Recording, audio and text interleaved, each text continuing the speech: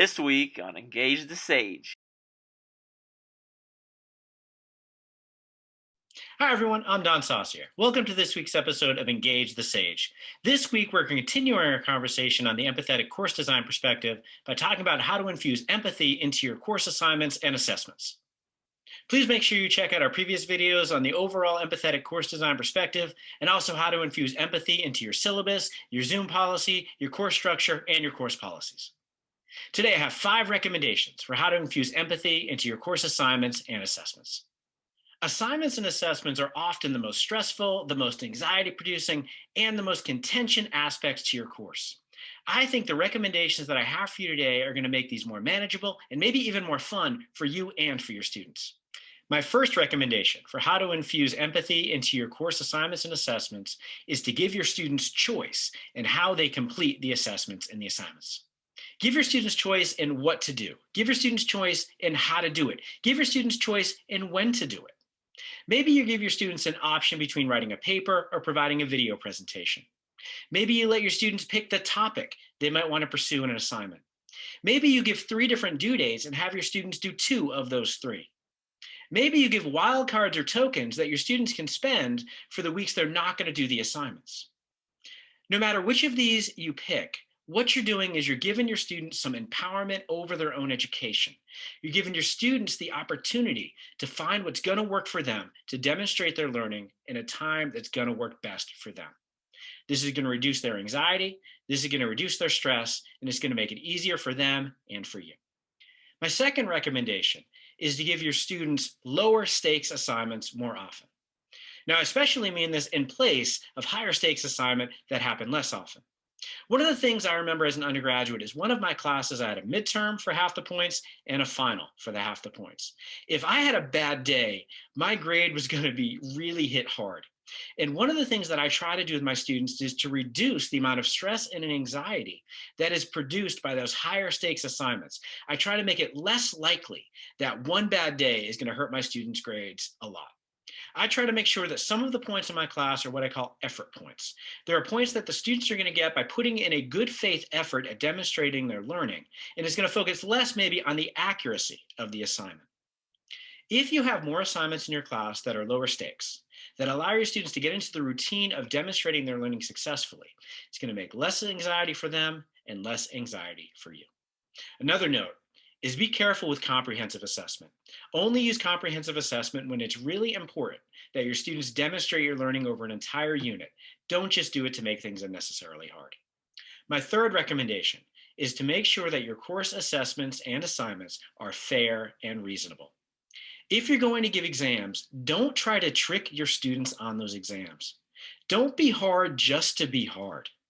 Provide your students with real and reasonable opportunities to demonstrate their learning and to succeed in your class. If you're giving exams, consider allowing your students to use their notes, their readings, and any other resources that they may have available to them. This will reduce the need for proctoring and any cost or complexity that goes along with that, and allow your students to focus on demonstrating their learning. And when they're focused on demonstrating their learning, you're probably going to see evidence of deeper and more successful learning, which is better for them and better for you. Maybe if you're giving exams, you might even want to consider something that I do. I have my students in several of my classes do what I call exams by you. And what that means is they actually write and take their own exams. I'm going to talk more about exams by you in a future video. My fourth recommendation is to provide clear guidelines for your course assignments and assessments. Let your students know what to expect on those assignments and assessments.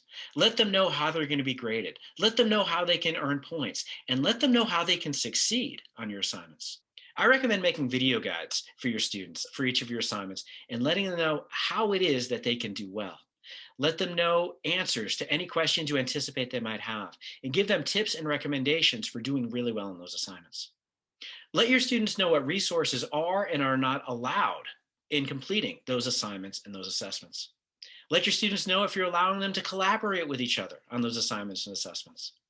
By providing clear guidelines, what we're doing is we're facilitating our students in demonstrating their learning. We're facilitating our students in succeeding in our class, and we are not creating a barrier to their success. One of the ways that I help my students succeed in my class is rather than giving them minimums, Rather than saying something like, this is a minimum 3-page paper, a minimum of a 500-word essay, I set maximums. I try to get the maximum out of my students. So what I do instead is say, this is going to be a maximum of 2 pages. This is going to be a maximum of 500 words. One of the things I find when I set maximums for my students is I typically find that they do better. Now, number one, the stuff that I'm getting is going to be shorter, and that's going to make it easier for me to grade. But number two, I often find I get their second draft, not their first, by setting those maximums. My fifth recommendation for how to infuse empathy into your course assignments and assessments is to make sure that your assignments and assessments are valuable and relevant for your students. Create assignments that allow your students to demonstrate their learning by making progress toward your student learning outcomes by applying the information to their own interests and their own experiences. Let them personalize the information and let them tell you why the information is valuable, relevant, and interesting to them. Let them invest in their learning. Let them deepen their learning by applying your content to their own lives. One of the truths in teaching is that everything you assign is going to come back to you. If you're making sure that these assignments are really valuable and relevant to your students, these are going to be assignments that you want to come back to you and that you want to grade. I like to give assignments that I'm excited when the due date comes by, and I'm looking forward to seeing that come back. And I can see all of the wonderful, creative, and personal ways that my students have demonstrated their learning. One of my favorite assignments to give my students is what I call homework for life public service announcements.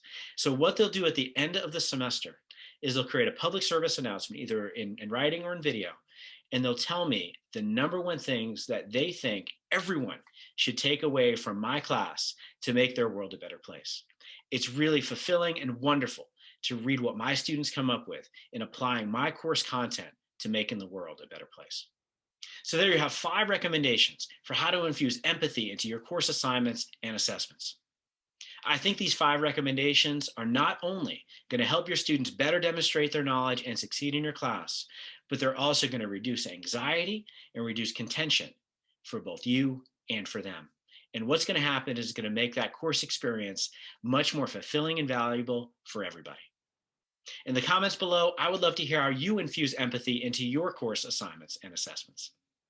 Thank you for watching this episode of Engage the Sage. Please like, subscribe, sign up for notifications, and share us on social media. And we'll see you next time on Engage the Sage.